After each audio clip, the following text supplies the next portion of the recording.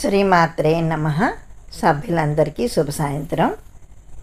ఇవాళ నేను వంటల కార్యక్రమంలో ఉల్లి దోశ గురించి చెప్తాను. ఉల్లి దోశ చేయడానికి కావలసిన వస్తువులు: మినపప్పు అరకిలో, బియ్యం 1 కిలో, నూనె 1/2 కిలో, ఉప్పు తగినంత, ఉల్లిపాయలు తగినన్ని.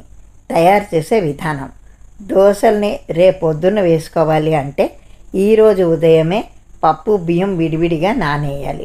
సాయంత్రం పప్పు మీద పొట్టు తీసేసి బియ్యం కూడా కలిపి మొత్తం మీద మెత్తగా రుబ్బుకోవాలి. తగినంత ఉప్పు వేసి విశాలమైన పాత్రలో ఉంచి మూత పెట్టాలి.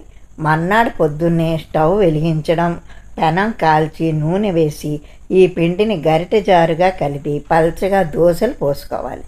దోశలు పోసుకొని వాటి మీద ఉల్లి ముక్కలు అద్దుకొని కాల్చుకొని తీసుకోవడమే. ఇది ఉల్లి దోశ. అర్థమైంది అనుకుంటున్నాను.